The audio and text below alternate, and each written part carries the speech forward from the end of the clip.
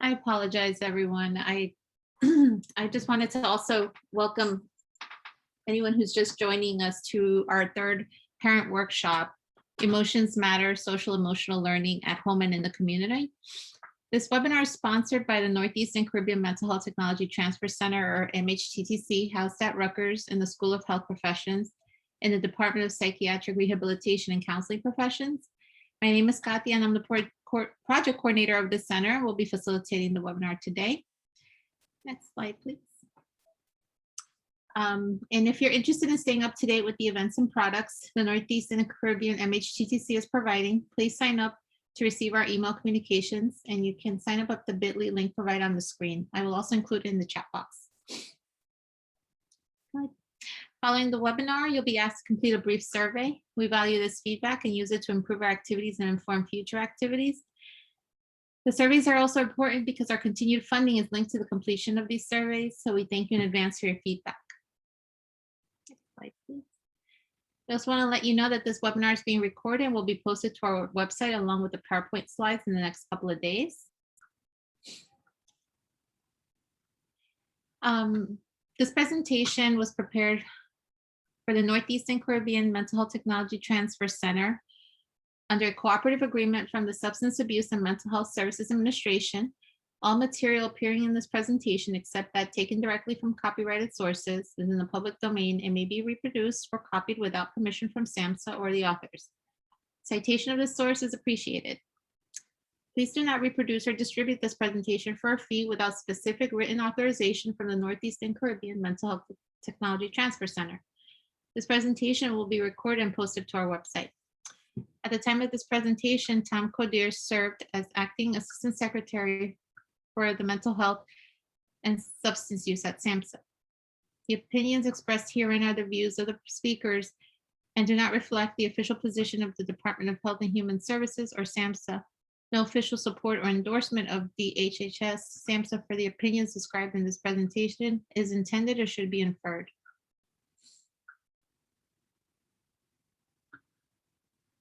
We encourage you to interact with our presenter during the webinar by using the chat feature. Please post any comments or questions you have in the chat, and I will collect your questions as we go and ask them of the presenter during the Q&A time toward the end of the presentation. During the webinar, our presenter may pose questions to you. So please use the chat feature to answer those questions.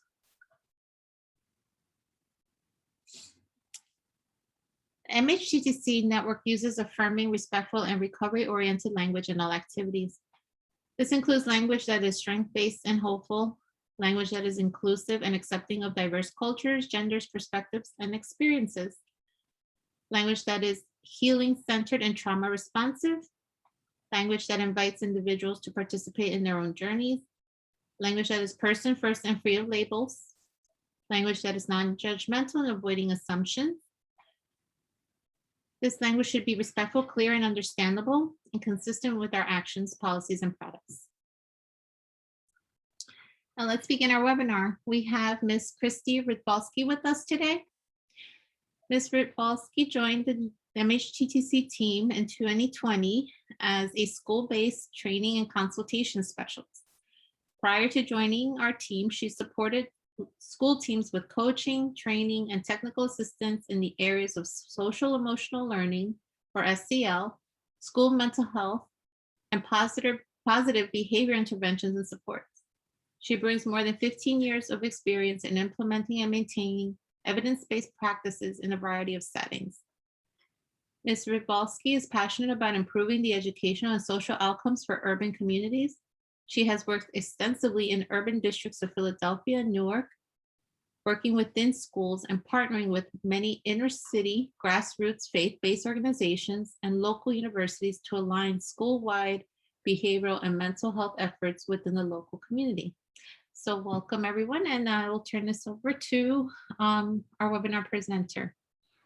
Thank you so much, Kati. Welcome everyone, welcome. Good evening, welcome back. And thank you again to our friends at the U.S. Virgin Islands Department of Health Project Launch.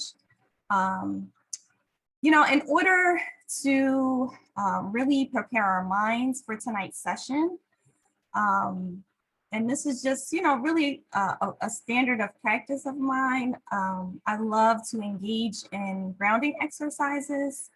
And I've mentioned this before when I had the opportunity to present to everyone. Grounding exercises are just a great way to calm and relax our minds, especially right now. It's the end of the day. Again, you're probably just getting home from work.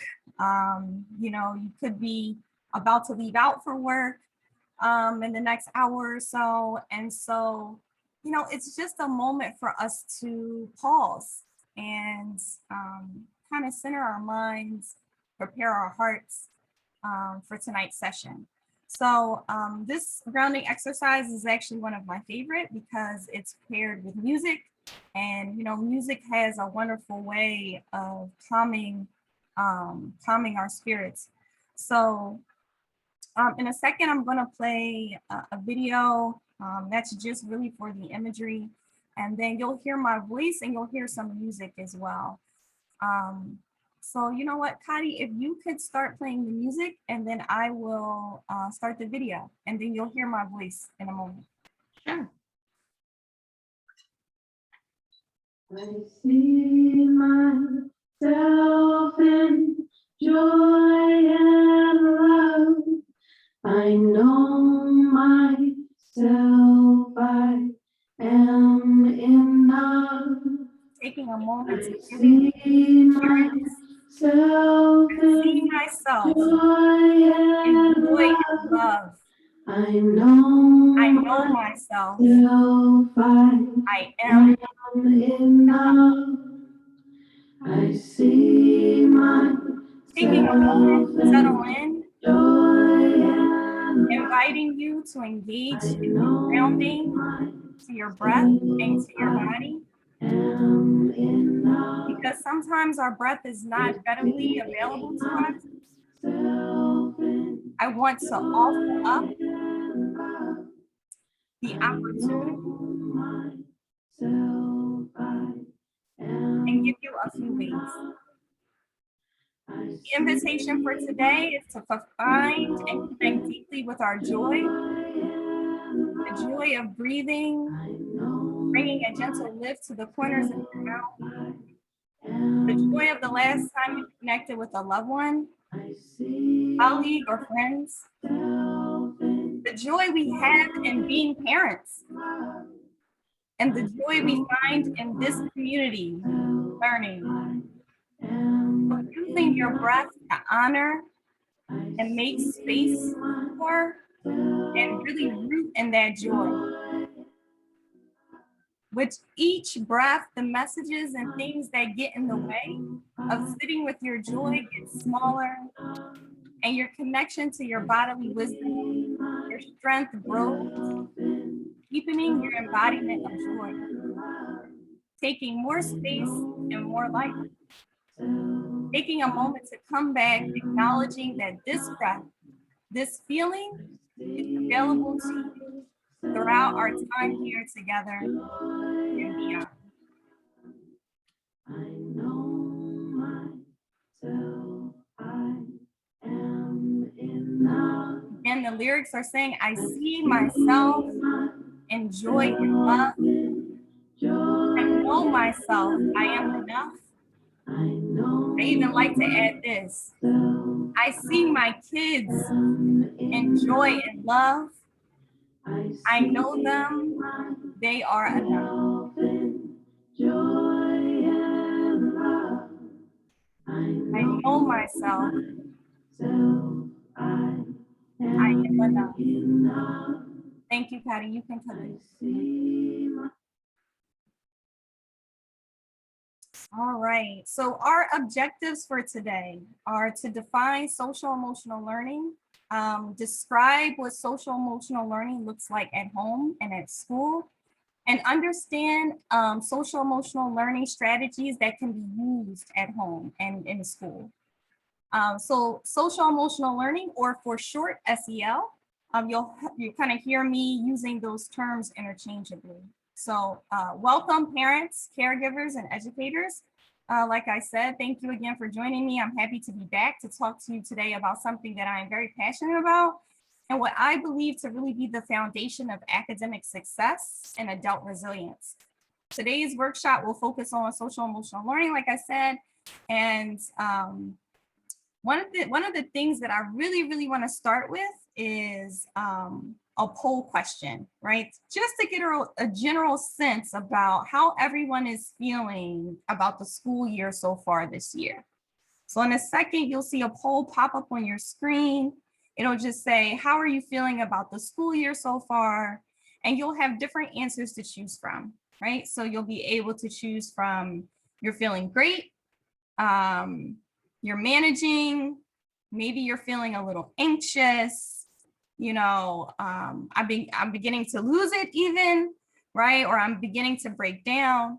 So take a second. And again, one thing I should mention is that all of your poll responses are anonymous. So we don't know who's responding to what question. But like I said, what it does is it kind of aggregates all of the data from the responses that come in. So I see some of them starting to come in. Somebody said, you know, I need a break. I understand. I know this time has been extremely stressful for parents and for educators. Okay, we have some more responses coming in. Thank you so much. Yeah, I'm feeling a little anxious. Absolutely, absolutely. Actually, multiple people are agreeing with that. I'm feeling a little anxious. Things have constantly been changing, right? One minute it's, you know, in-person schooling, the next minute it's not. You know, in the beginning, the guidelines were changing. We were getting mixed messages. So absolutely. We'll wait a couple more minutes just to see if we get any more responses from folks.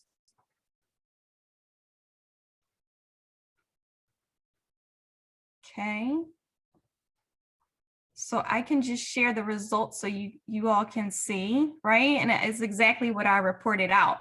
That some are feeling a little anxious and we're, you know, and some are feeling like we need a break. So the reason why I wanted to start with this poll question is because I really wanted to show the range of emotions we all feel about, this one topic in particular. And to be quite honest, the range of emotions we feel on a daily basis. Nearly everything we do throughout our lives really depends on our emotions, and emotions inform our thinking and decisions, and the quality of our relationships, our physical and mental health, and quite honestly, our everyday performance. So simply put, I always like to say emotions matter. Think about emotions as a keyboard, right?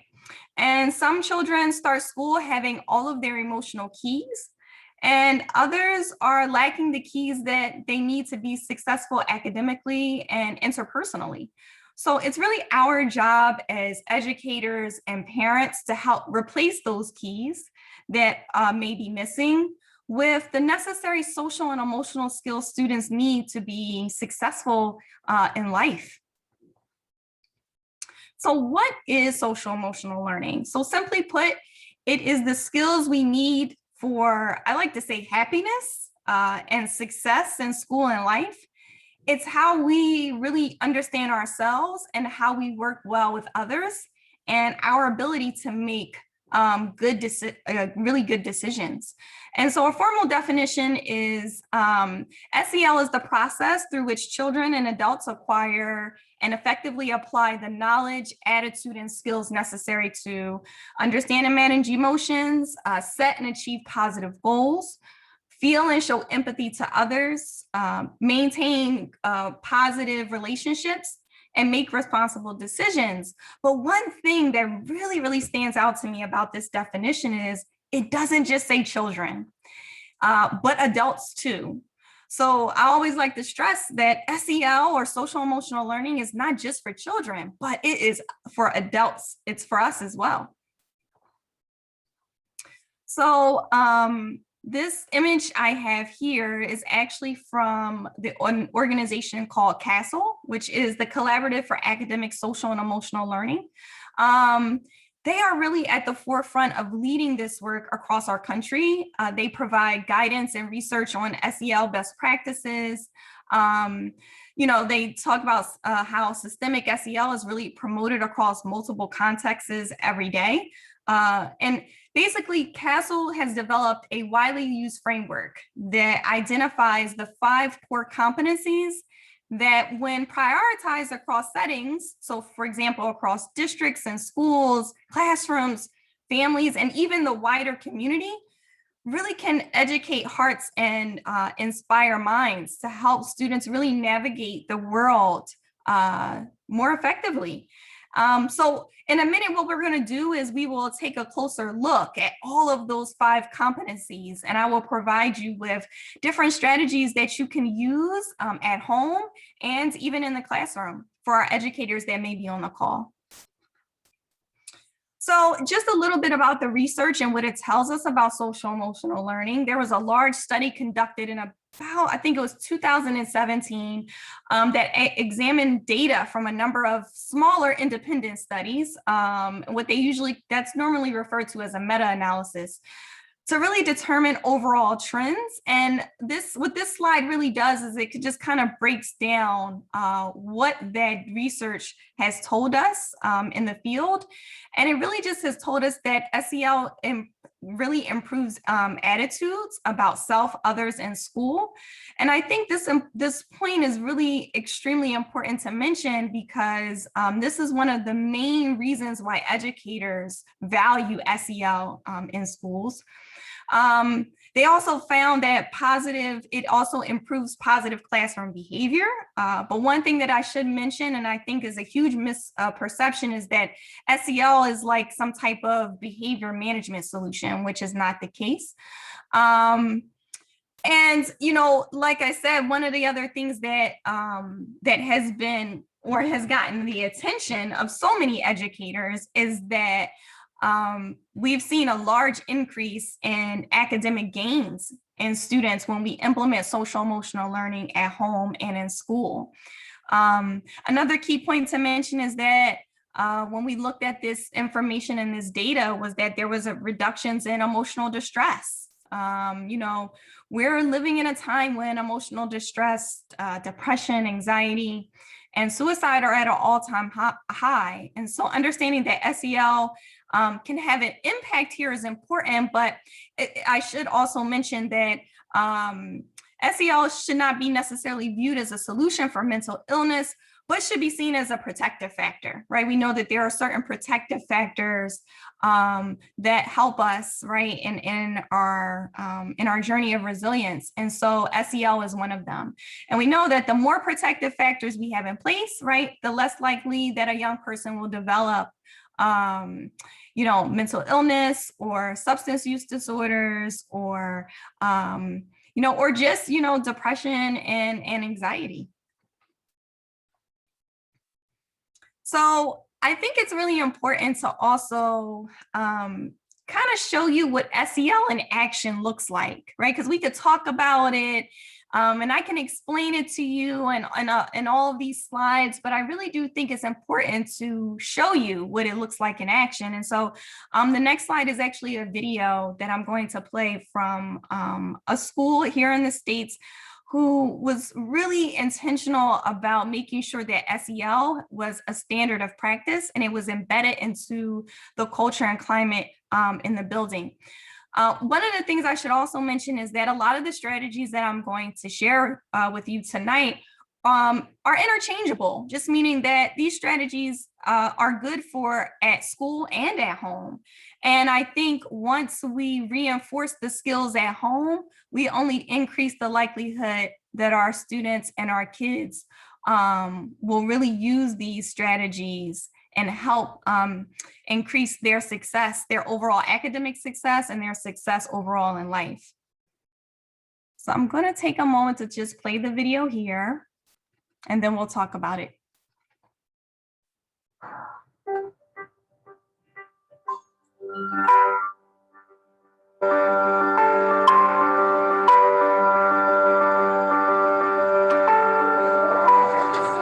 What were y'all discussing? Nothing. I've seen a lot of my kids this year, instead of just like exploding and getting really upset, they are aware of their emotions, and before lashing out, they will be like, okay, I need to go to the Peace Corner.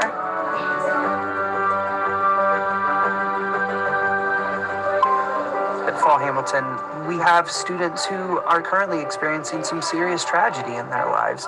When they walk through the door, they don't leave everything at the door. They bring it with them. You need to take a break? Yeah. So we're trying to build the capacity for them to be able to know what to do when they're frustrated or when they're angry. So we're using Peace Corners. There is a Peace Corner in every classroom. That is a place that a student can go if they need a break, if they just need a timeout, they're having a hard time. There's going to be some comfy pillows or a bean bag. There'll be some fidgets, different things to help de-escalate that student. If I get like really frustrated and feel like I'm gonna yell, or get mad at somebody, I go to the Peace Corner and just calm down. We set a 5-minute timer so they know that they have 5 minutes to kind of cool down. If it's really bad and they need some extra time, I said they can flip it again and take their time. My teacher has this sheet that you fill out. It tells you how you feel, what choice you made, and what should you do to make it better next time. And there's also going to be some charts that talk about breathing or counting or different things the student can do to de-escalate in the moment. And at the end of that time, it's time to reintegrate with the rest of the students. Every kid uses it, so it's not a place of stigma. It's a place that we allow students to utilize the strategies that we're teaching them. Ready to go? I've seen a huge shift in just behavior. There's not as many outbursts, there's not as many arguments, because they've realized their emotions, they're understanding them, and they're able to make that decision to go sit down at the Peace Corner.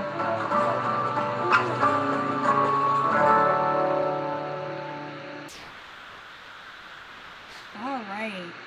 I hope you enjoyed that brief little clip.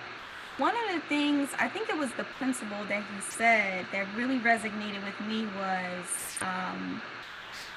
some students are dealing with a lot and they don't leave those things at the door, right? They bring those things with them when they come into the building. And I would almost argue that same concept applies to even us as adults, right? When we're going through a lot in our personal lives, we don't leave those things at the door. We bring them with us when we go to work, when we go to our places of worship, right? And so, SEL, social emotional learning, really helps us to be able to identify strategies, to be able to deal with and cope with those emotions that can sometimes feel very overwhelming. And that's why I said, as a standard of practice, I really like to start with those grounding exercises, right? Because even that is, and we'll talk about this when we get a little bit more into those 5 competencies, but even that is a great strategy for learning how to, being able to self-regulate and learning how to manage your own emotions. So parents, one thing that I wanted to mention, and I believe I mentioned this before, but the Peace Corner is a great SEL tool to be used at home as well. It's a great strategy to help children learn how to deal with strong feelings and emotions. And it's fairly simple to implement, right? All you need to make a Peace Corner at home is comfy pillows, a kitchen timer that a lot of us have, from cooking anyway, stuffed animals, and I remember when I had the opportunity to speak with all of you during our first session, we talked about creating our family comm kit. This is a great place to keep your comm kit. One of the things I should mention is that when utilizing this strategy, you definitely should practice with your child when they're not necessarily feeling upset, and kind of show them how the Peace Corner could work. The other thing is, you don't even have to call it a Peace Corner. You can call it something else, right? You can call it a Zen zone. You can call it a chill corner. There's so many other things that you can name it and kind of be creative and have fun with it. So in terms of SEL in schools, when adults co-create and kind of cultivate a space with students that feels safe and supportive, always like to say the entire school community wins. It's like teaching students how to recognize their emotions and how to properly cope with them.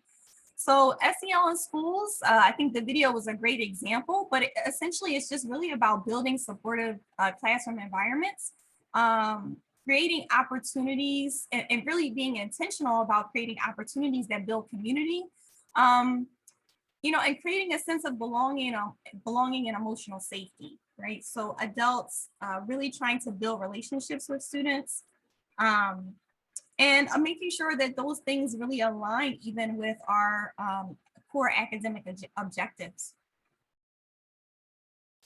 So families really are a child's first teacher. We know that SEL programs are more effective when they extend in the home.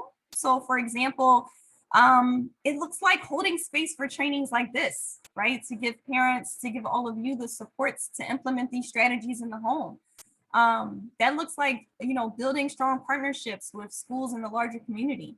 And we'll talk a little bit more, like I said, about those strategies in a moment. But it looks like, thinking about what does emotional safety look like in my home? How do we manage stress, and how are we modeling how we manage stress in our home? And really engaging parents and caregivers in these conversations about social emotional growth for families. So before I go into the core 5 SEL competencies, I do have another question. So I really want everyone to take a moment and, think about someone you looked up to while growing up. Think about someone you really admire or looked up to while growing up. And Kadi, this is actually a good time to launch our second poll. I really want to know what skill or quality did he or she possess?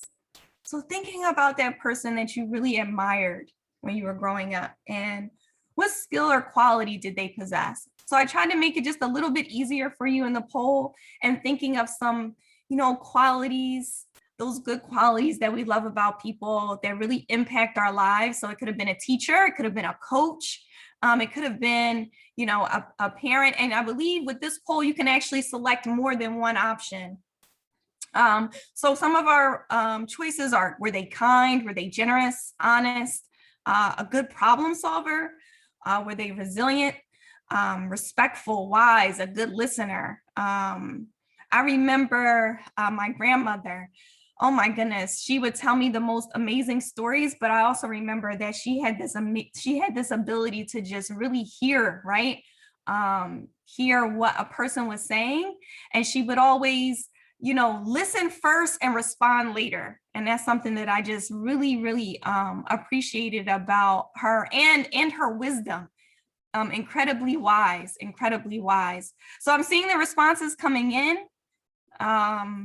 Great. So, wow, it looks like, I'm trying to see here, we have 2 that are running neck and neck. And oh yes, I love this. So the last one, and I was so intentional about adding this as an option, is stands firm in faith. Absolutely. So modeling, right, that resilience through faith, I think is so important. I'm looking at generosity, kindness, yes, all of those things. So let me end the poll, and then I want to share the results so that way that you guys can see them as well. So you see kind and generous, about 75% of folks agree with that. Stand firm in faith is 75% as well. Respectful and wise, absolutely. So the reason why let me just end this poll here. The reason why I wanted to kind of start with that before we went into the SEL 5 competencies, because you will see that essentially the one person that you looked up to or still look up to, right? A lot of the qualities that they possess, that kindness, that generosity, that problem solver, all things that are related to SEL. I think what is happening is we're just being more intentional about teaching these skills to our children, and providing more opportunities for them to actually practice those skills in school and at home. Thank you so much for participating in the poll. All right, so how can we support the social emotional development of our children? So what we're going to do is we're actually going to take a trip. I always like to say this, we're going to take a trip around the castle wheel. So we'll look at all of the 5 core competencies. And what I'll do is I'll actually provide strategies as it relates to each one. So self-awareness is the first SEL core competency. Self-awareness essentially really just is the ability to understand one's own emotions, thoughts, and values, and how they influence behavior. So some examples would include things like labeling how you feel, being able to recognize how you feel and at any given moment, and how you're feeling is influencing your behavior, right? So also linking your feelings to values and thoughts, and really having a growth mindset. So that is really when we're talking about self-awareness is what we mean. So when we think about how we can incorporate self-awareness into our schools and into our homes, one of the things that I always like to say is a really great strategy for both parents and educators is something we call emotional check-ins. I think it's really one of the most important things we can do to support the mental health and emotional health of our youth.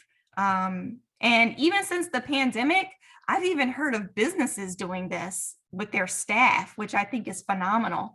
But emotion check-ins really just help kids tune into their body and how they feel. It also helps youth expand their emotional vocabulary.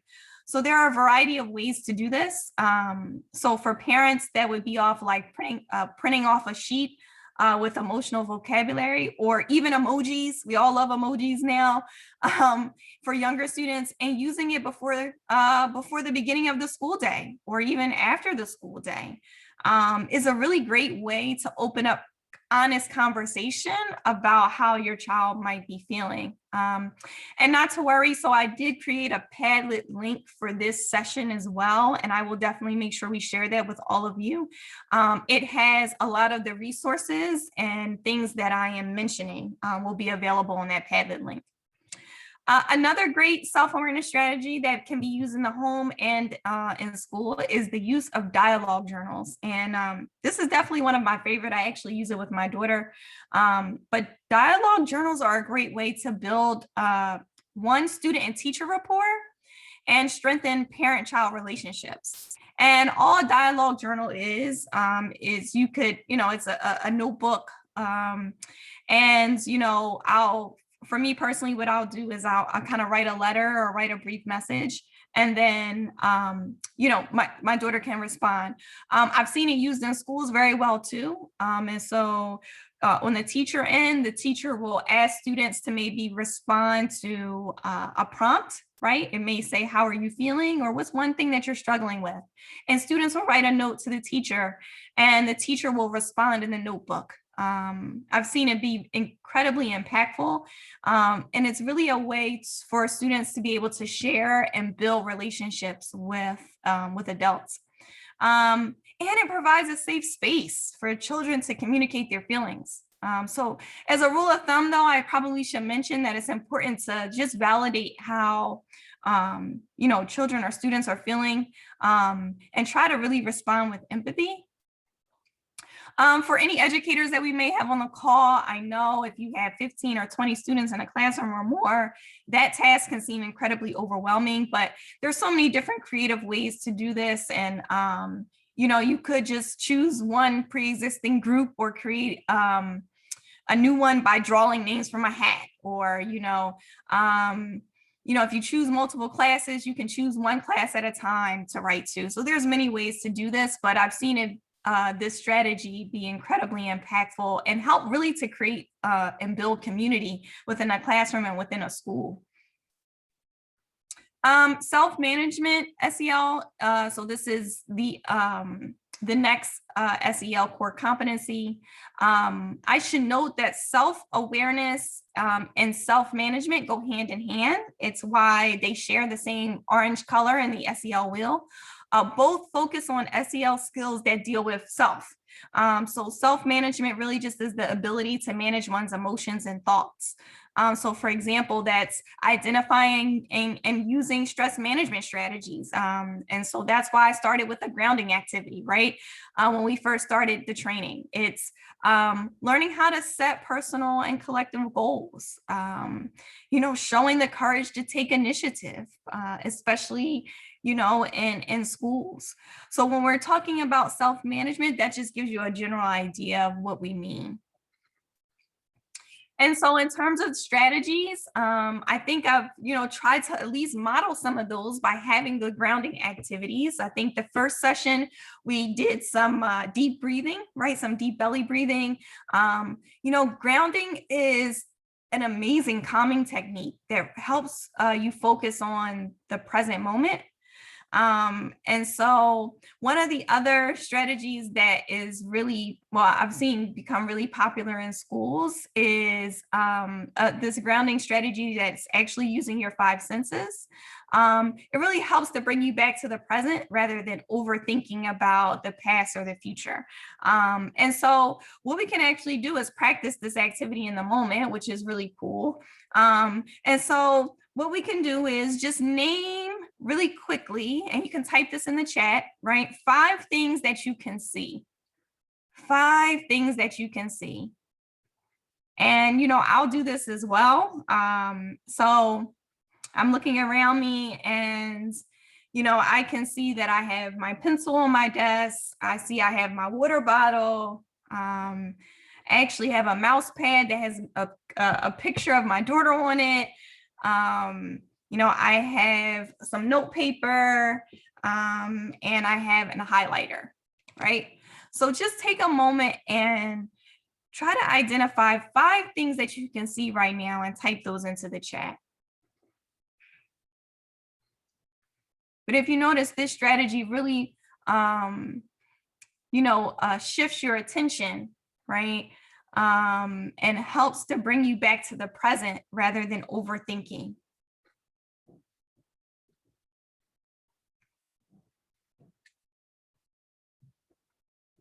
And I'll give folks just a moment to respond. And Kadi, I can't see the chat. So if you can, if people respond. Sure. We have someone who said humor, laughter was an important part of me. So I guess we're waiting for people to enter their response in the chat box.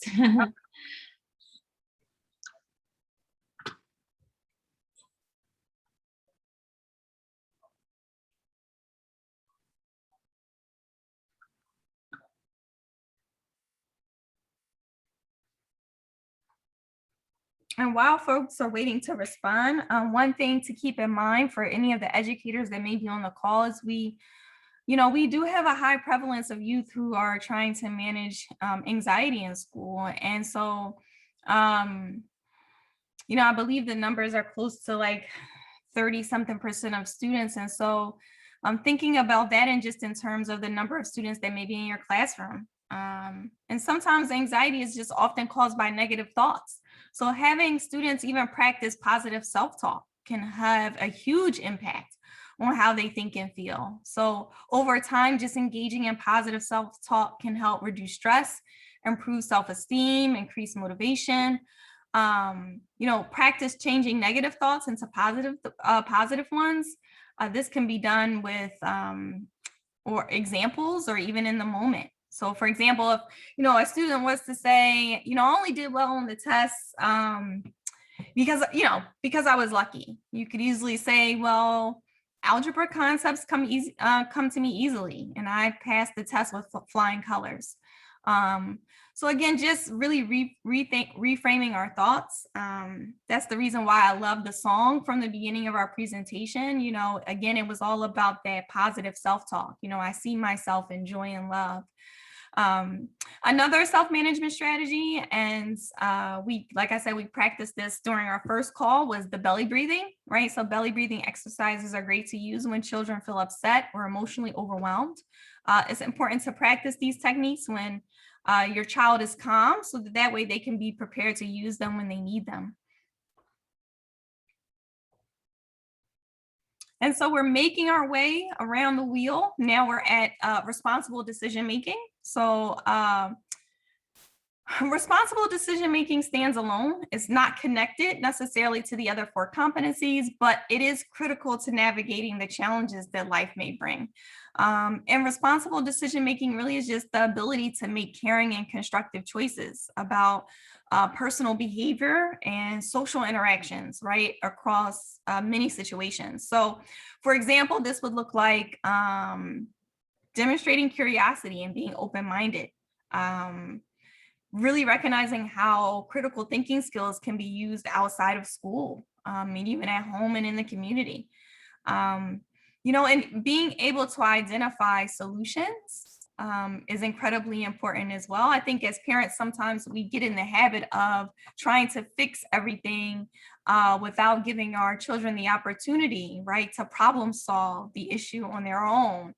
And so, you know, responsible decision making is really a critical part of just navigating the challenges that life could bring. So in terms of some strategies around responsible decision making and problem solving, I always like to say, you know, responsible decision making and problem solving is the foundation for resilience and persistence. And one really cannot exist without the other. So one of the ways to even do this is, especially at school, is introducing ethical challenges in the classroom and creating opportunities for critical thinking and self-reflection, right? So putting students in groups and presenting a challenge to them and having them, you know, as a group kind of problem solve about a situation and think about what the best solution would be. For parents, this may look like when you're something so simple, right? When you're watching TV or a movie together, you know, asking questions about the choices certain characters may have made during the movie. You know, why do you think that the character made that choice? Could the character have made a different decision? If he made a different decision, what could the outcome have been? So there's a new movie that Disney came out with called Soul. And it's such a phenomenal film. And if you haven't seen it, I encourage you to watch it, but it really highlights the importance of responsible decision making. So that's a perfect film to kind of ask those questions as you're watching it together. And so relationship skills. I should mention that relationship skills and social awareness go hand in hand. They both directly relate to how we interact with others and the world around us. Relationship skills really are the ability to collaborate with one another. Relationship skills require effective communication and, you know, taking initiative and showing leadership, practicing teamwork. So relationship skills really are the ability to maintain healthy relationships over time with diverse individuals and groups. And in terms of strategies for educators, one of the great activities that I've used in the past is, you know, pairing students and having them identify the similarities and differences that they have. You know, this is also a great lesson on empathy. One of the things that for parents that I always encourage them is just to provide opportunities where, you know, your children can practice kind of communication. And we have this mnemonic called BEST. It stands for body language, eye contact, speech, and tone of voice, right? And so we know that we communicate, what do they say? Communication is really only like 10% verbal, and, you know, the rest is all about our body language and what does our body language and our posture say and what does our movement say. So, you know, just making sure that our kids are aware of that. You know, eye contact is whether you are looking at another person during a conversation and also how you do so, you know, speech. always tell my daughter, it's not necessarily what you say, but how you say it, right? How you deliver your message. And then T is tone, right? Actually, I reversed those a little bit, but speech is more so the verbal content of what we say, and tone is really your tone of voice. So even having sharing circles, this can be done in school. This can even be done as a family, honestly, and identifying, identifying when it is the hardest to be your best, and having everybody identify why.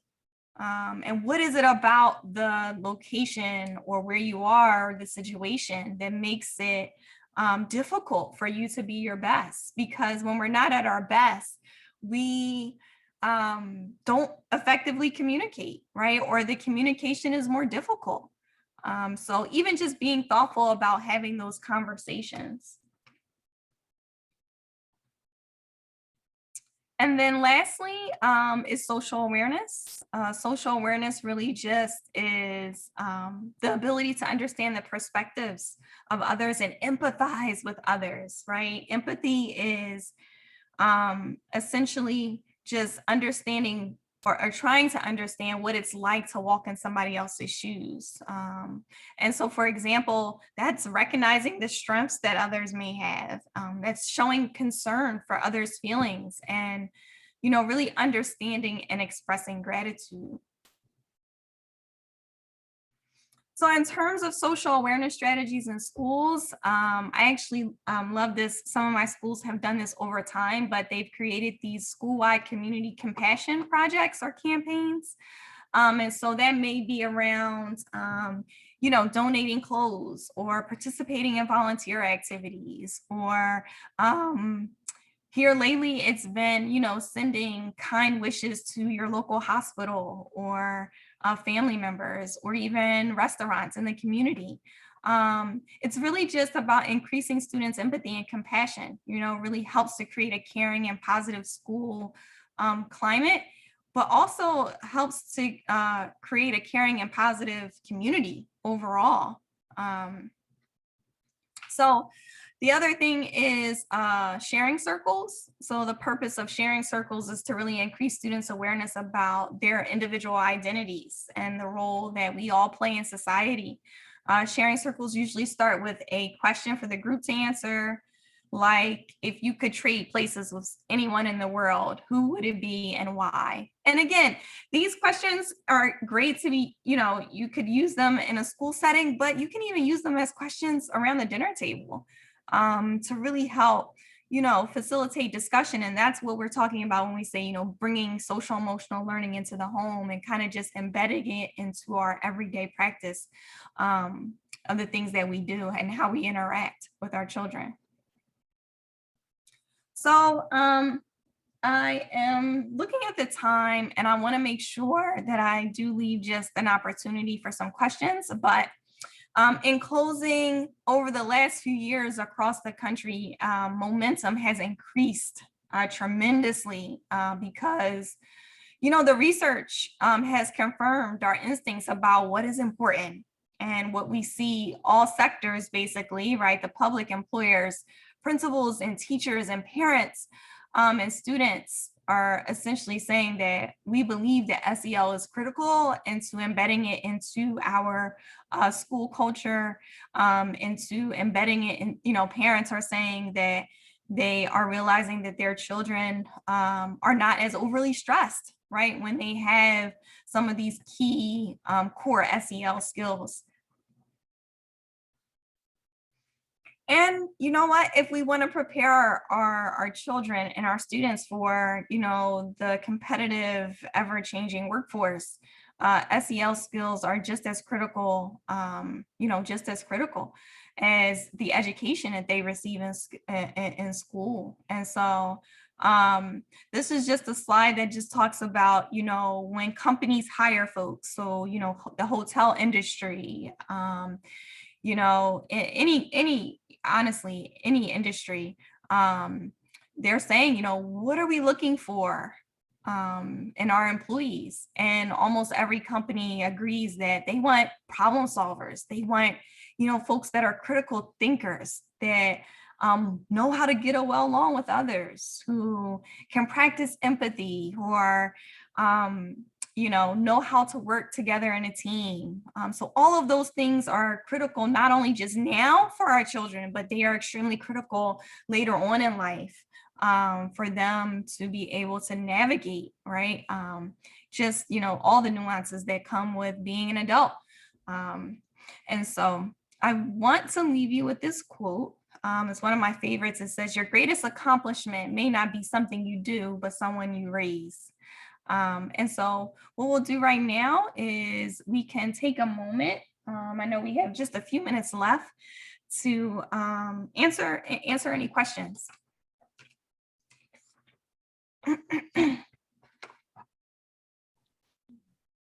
Thank you, Christy. So as Christy mentioned, this is the Q&A time of our webinar.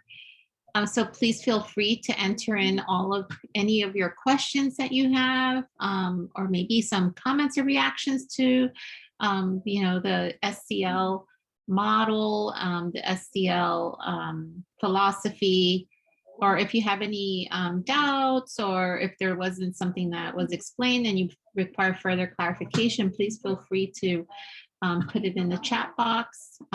Christy, I have a couple of questions for you. How do we get our children to verbalize what they are feeling? Oh, thank you, Patty. I'm sorry, my allergies over here.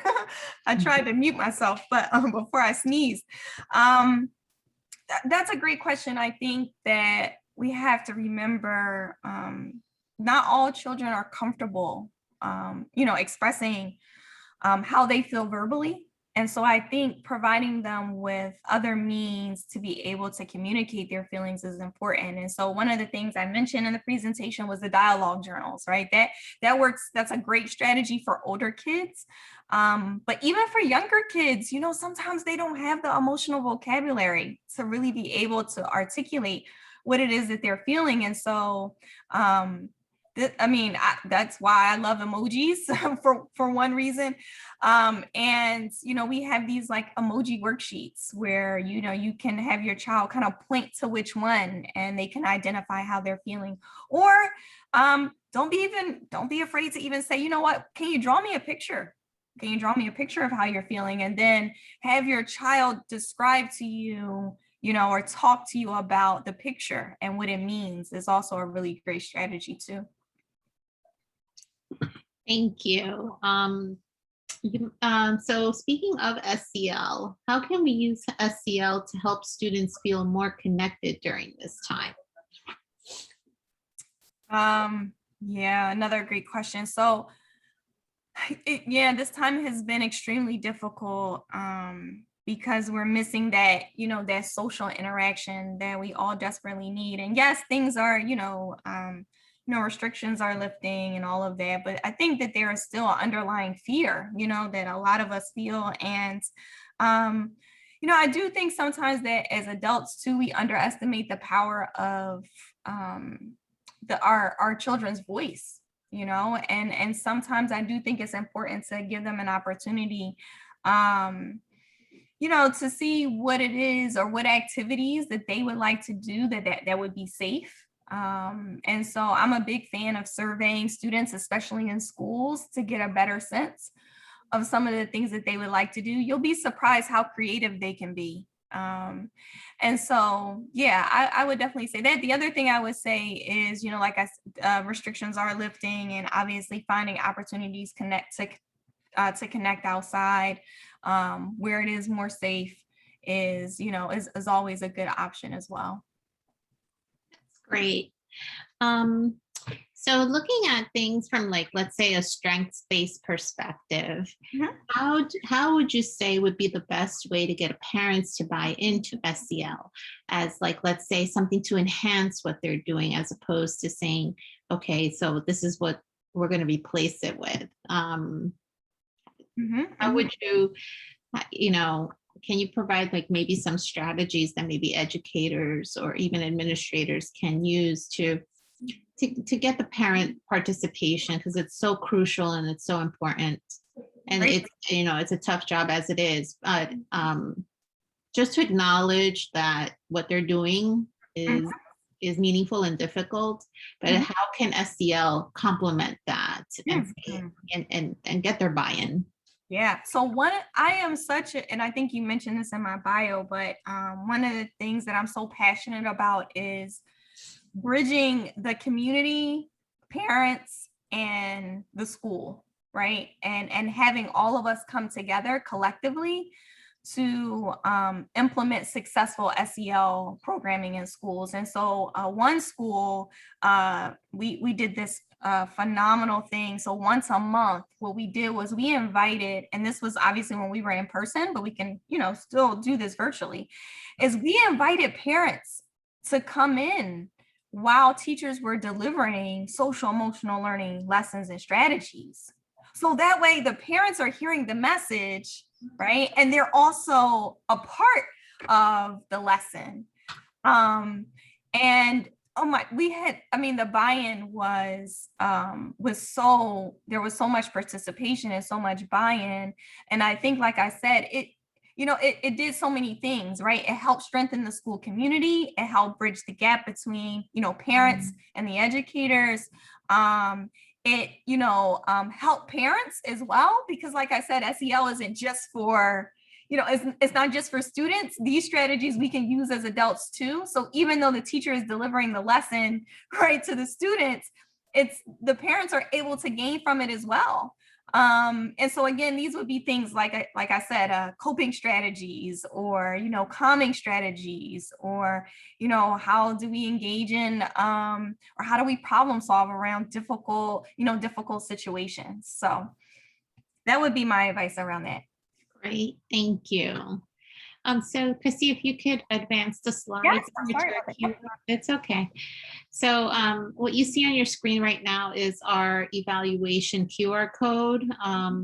As mentioned before, we are SAMHSA funded, and as part of receiving this funding, we are required to submit